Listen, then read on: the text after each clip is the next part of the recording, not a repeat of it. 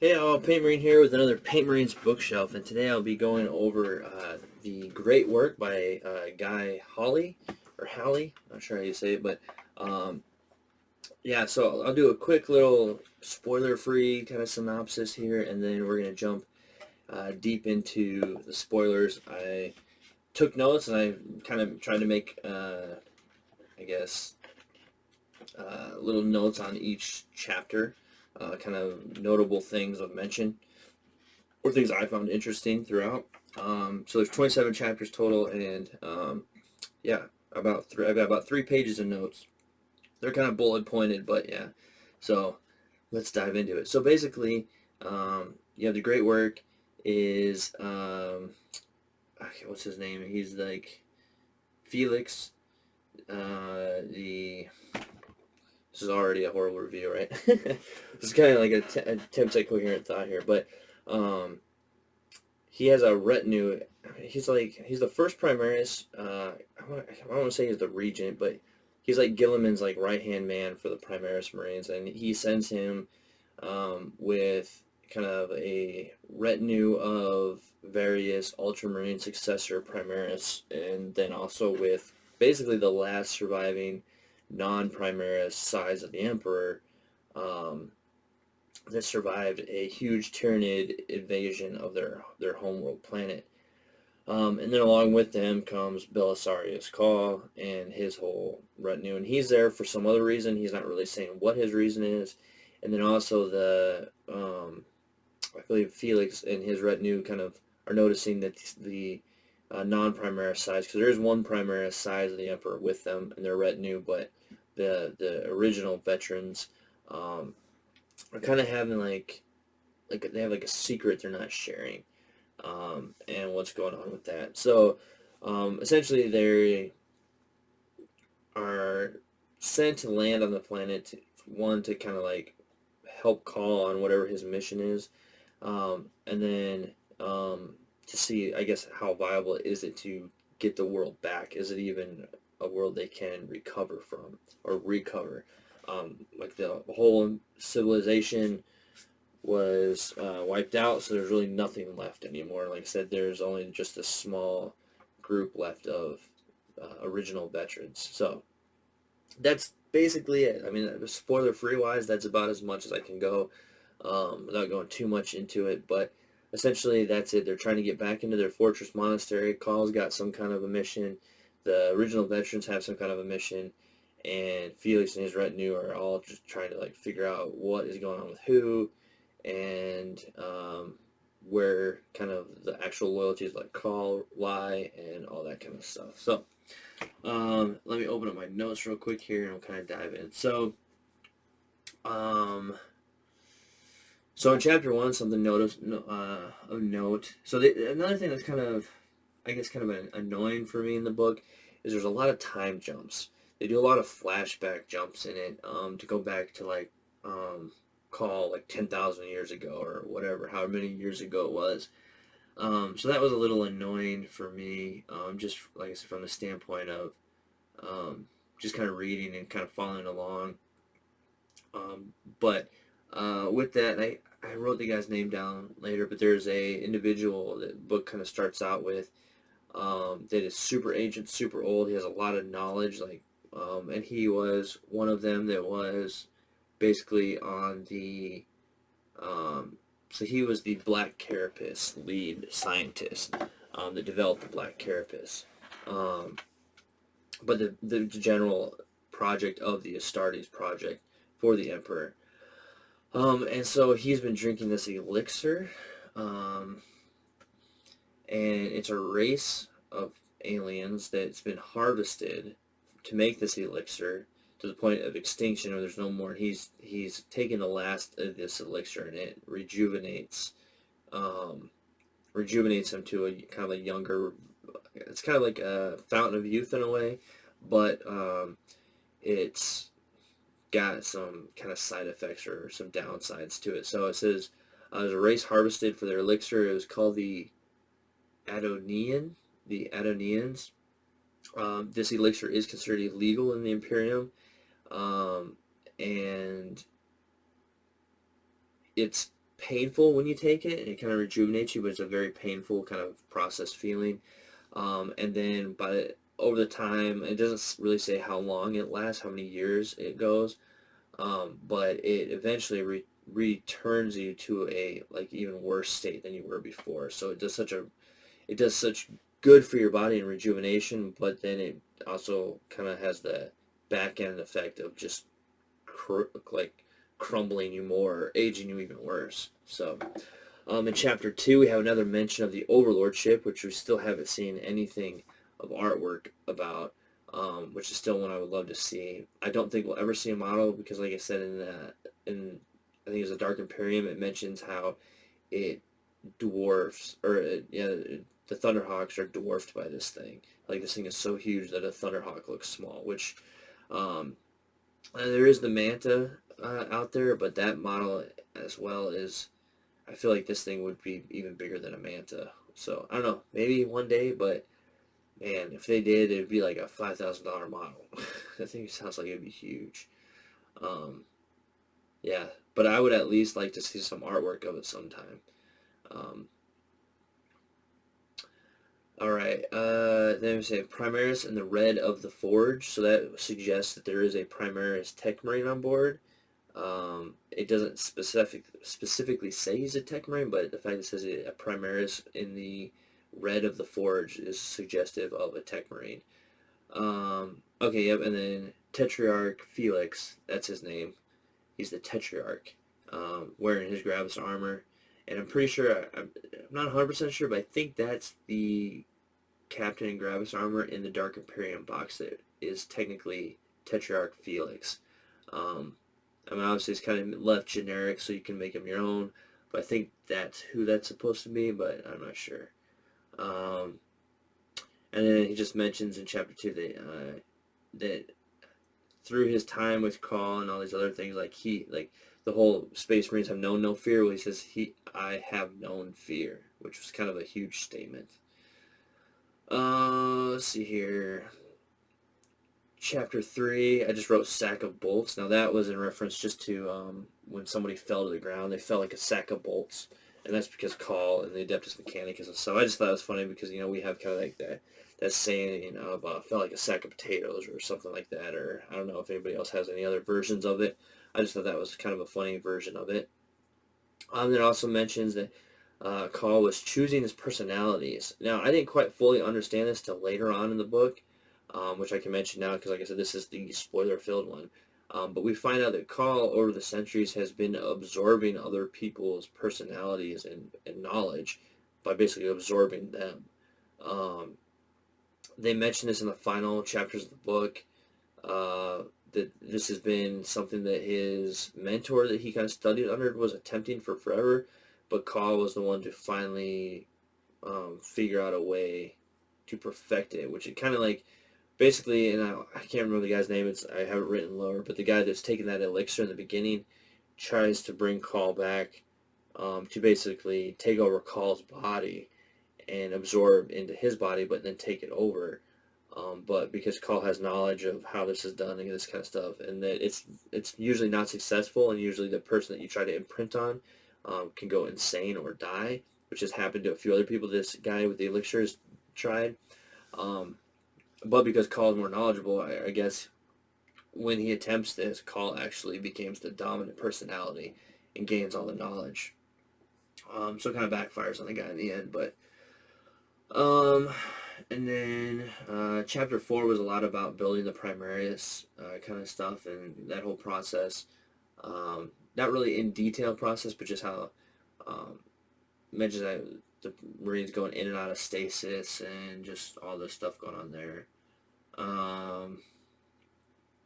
Chapter 5, we have mention again of the Overlords. Just says a large dropship with stubby wings, which could be any Space Marine flyer. Mentions that Cawl is an arrogant person. And then this one too, this was interesting. They talk about Cawl. This is where Cawl first brings up that he wants to try to rejuvenate the planet and bring it back to its original state. And he starts to talk about the Goldilocks 3 Ursine hypothesis. And this just was funny to me because it plays on a lot of different things. The fairy tale of Goldilocks and the three bears. So Earth sign is the like scientific name for bear, and then they call it the Goldilocks three Earth sign hypothesis. They call the hypothesis the Goldilocks, basically the Goldilocks three bears hypothesis. And then they attribute the Goldilocks to an explorer. It was a female explorer that had settled Luna or the moon, and came up with figuring out the zone. I call it zone. Oh, the zonality Goldilocks. Which anybody that kind of is a little bit astrology or sci-fi even probably know about the Goldilocks zone. So they've kind of forticated up and called it the zonality Goldilocks. So the Goldilocks zone is this idea that planets within a certain distance from their sun and just all these like certain conditions and parameters have to be set to be able to be in what they call the Goldilocks zone, which is the most ideal conditions to support life, which Earth is considered to be in a Goldilocks zone because we have obviously life here.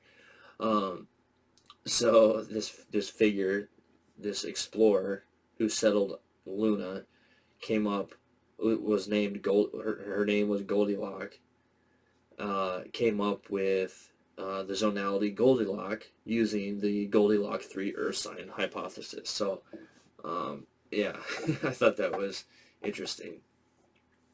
So they land on the planet and they're trying to figure out, is this even one that can be revived? Belisarius is very much like, oh yeah, this is easy day, easy work, no problem. I can do this, no problem at all.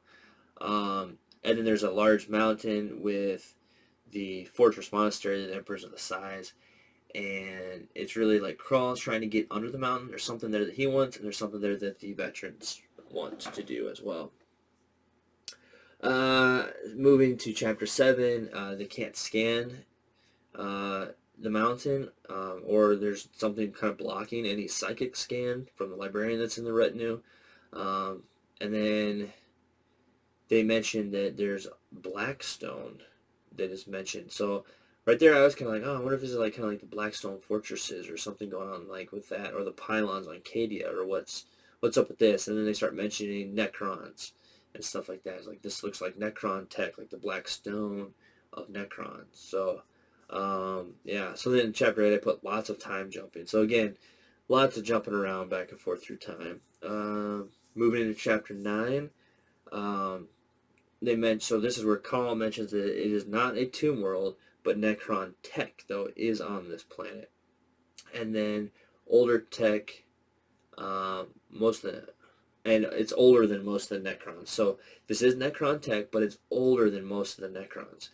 And then he mentions the potential of whatever technology is here could help him to discover a way to make new pylons to stitch the rift and banish chaos for forever. So we know like Cadia had those pylons, but when Cadia fell, like, you know, the rift ripped open. So he's talking about potentially doing that. So this is kind of at this point he's basically playing them still, because it's not really kind of the main reason he's there. He's just kind of mentioning like this is his motive, or at least what he wants them to know.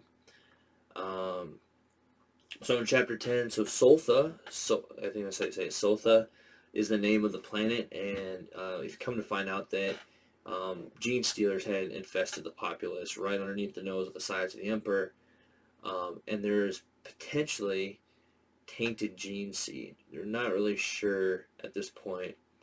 And the mountain starts coming alive. They don't really know what it's doing, but it's every now and again they start to all have visions. But it's not really visions. It's actually they're being transported back in time. So they're actually seeing these things firsthand and experiencing them firsthand again.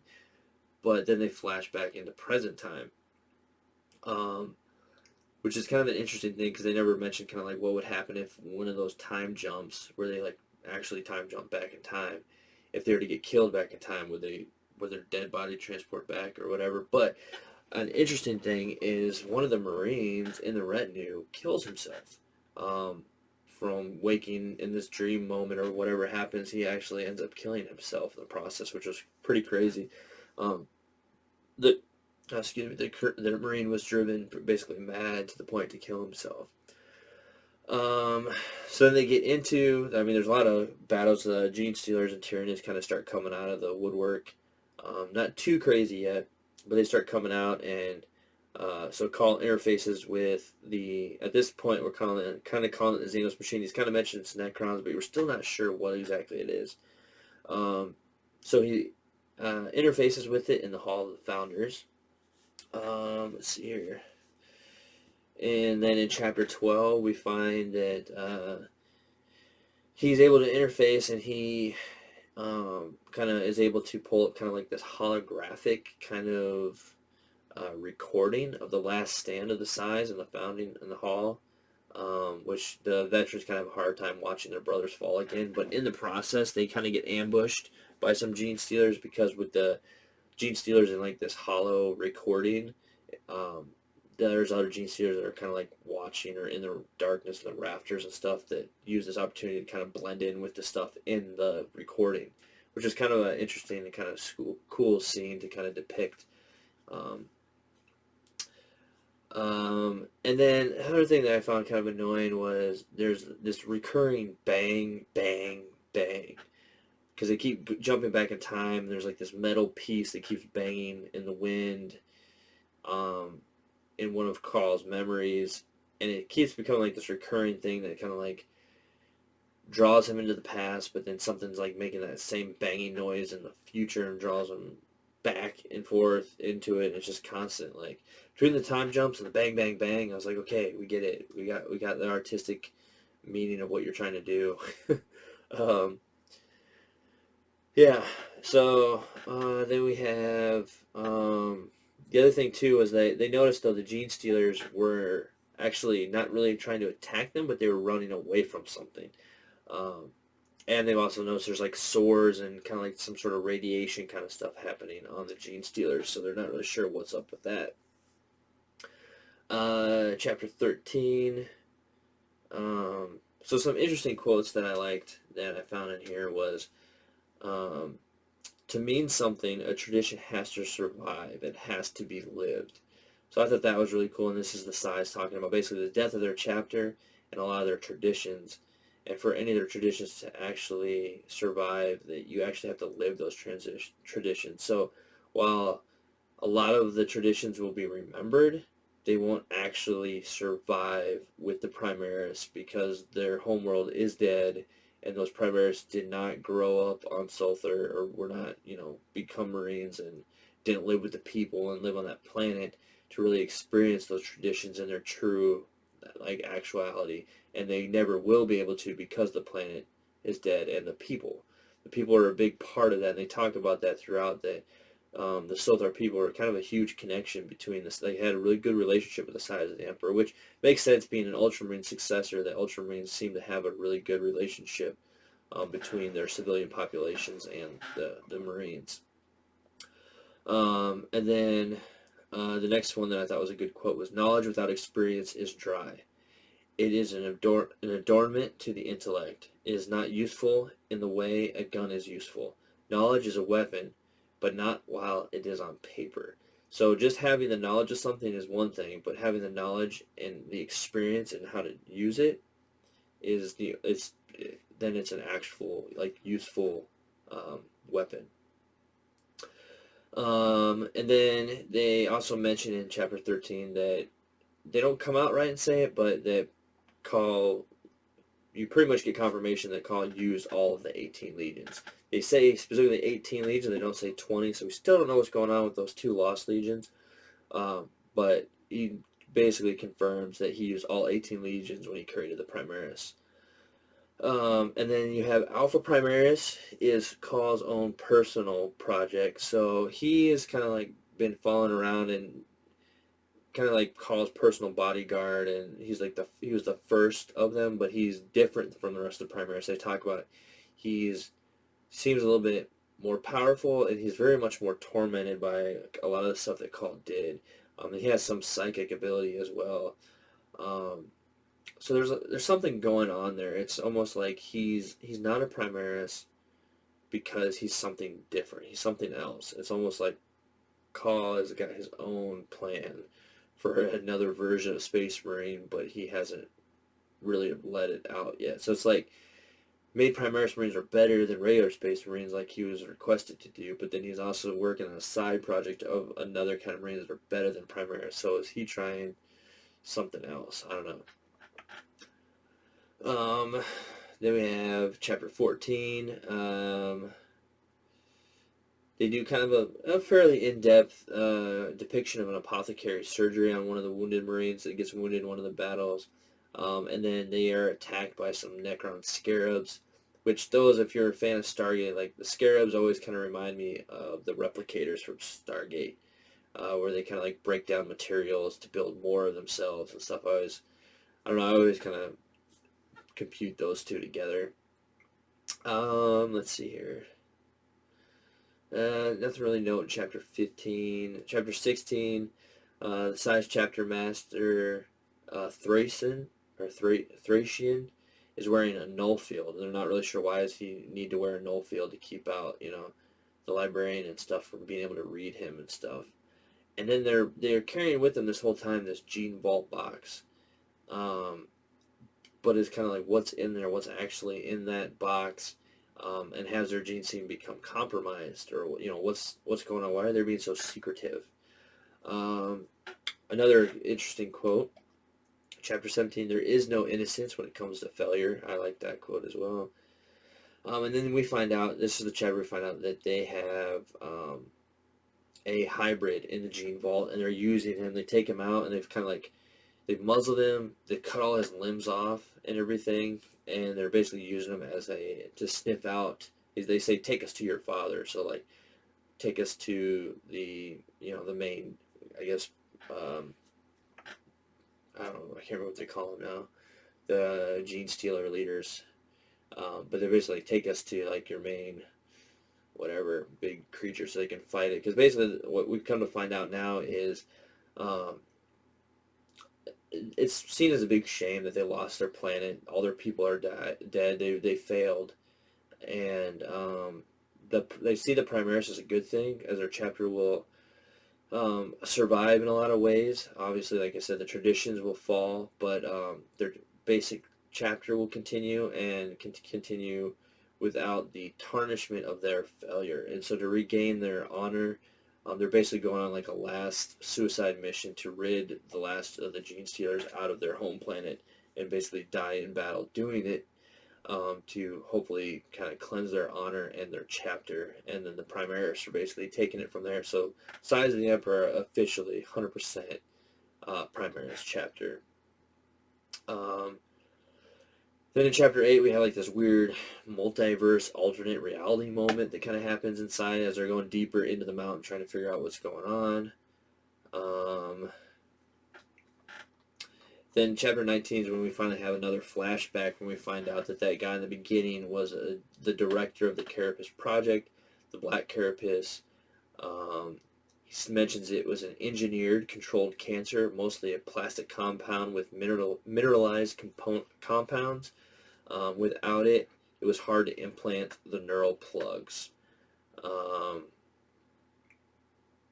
then we have Diochemes was the who Cawl studied under, who was trying to figure out a way to blending of the minds. And I believe I think Sadine is the guy I have on here. He's the one that I believe was the one. I wish I would have marked this better.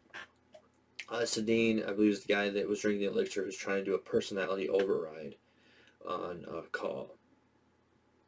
And then in chapter 20 we have, they're still looking for, the Sides are still looking for the father of the beast, while the rest of the retinue with Cawl going deeper in are starting to fight Necrons. Like, there are no Necron warriors, but you have wraiths and scarabs and other stuff like that kind of popping up. Because again, Cawl keeps saying that there's nothing, it's not a tomb world, so there are no like Necron warriors and stuff like that, but there's all these other versions of Necrons. And you start to kind of come to realize that they're guarding something, they're protecting something, or guarding it from other people. Then we get to chapter 22. They find the beast in the chapter master's tomb, where all the past chapter masters are laid to rest.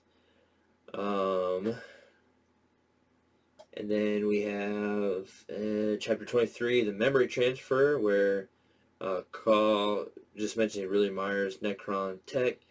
And then we find what is actually imprisoned in the mountain is a Satan shard. It mentions that there was 8 of them in the mountain, but this particular one had to basically consume the others to continue to survive. So there was 8 at one point, but this one shard has consumed the rest to survive for so long. And then chapter 24, we move into Thracian, finally kills the beast, but in the same time is killed. Like, he was like the last one, everybody's killed, he kills the final beast. Chapter 25, we have the final Necron battle, and Cawl basically opens a portal and kind of shoves the shard through there, or the shard gets sucked through it, and it basically kind of gives them an ultimatum, like, you basically, because this whole time Cawl's like plugged in and like downloading all this Necron information, and it's tricked the shard into thinking that he's there to help him and to get him to escape. And through this whole process, then like the shard realizes, oh wait, no, you're tricking me, and all that. So then Cawl kind of gives him an ultimatum, like, either go through this portal and you'll be way out in the middle of nowhere or whatever, in the openness of some space wherever this thing is, or if you don't, then you're going to get destroyed or something when this mountain comes down around you. So the shard finally decides, okay, I'll take that route. So the shard technically never got destroyed. The Satan is still out there somewhere.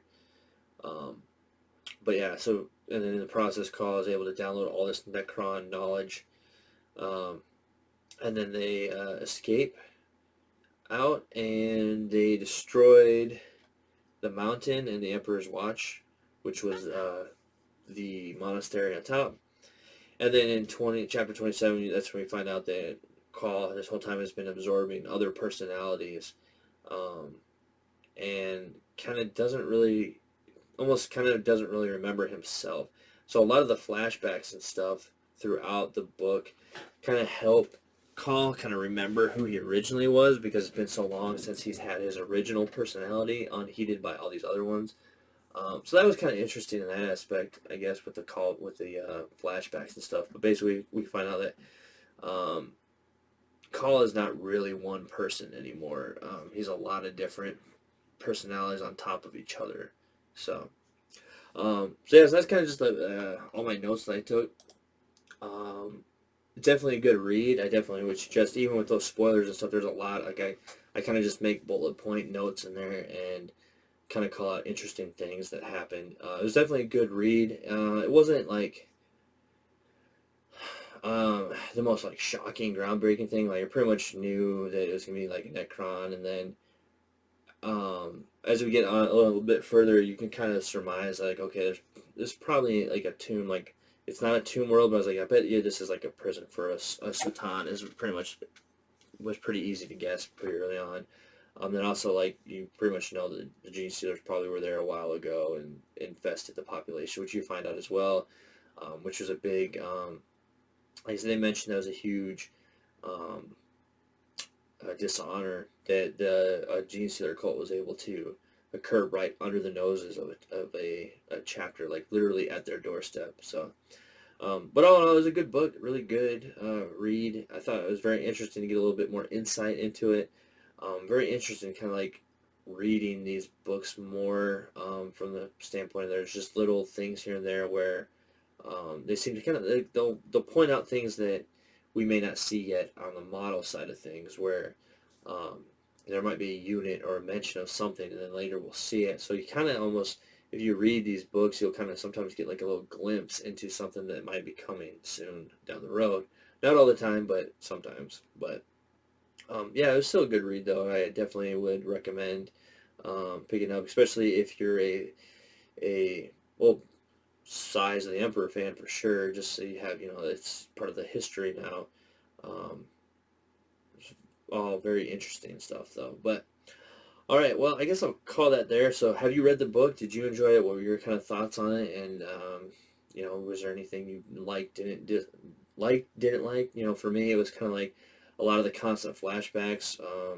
I didn't enjoy those as much. I mean, they gave good information and backstory, but at the same time, it seemed like it happened quite a bit. So that was kind of like my biggest gripe with it overall. But overall, other than that, really, it's been a pretty enjoyable read. So, okay, well, I guess I'll wrap this one up. So thanks for watching. Definitely check out the Facebook page, see what I got going on there. And if you haven't already, I would definitely appreciate a subscribe. Just hit the subscribe button. I greatly appreciate it. And with all that, until next time.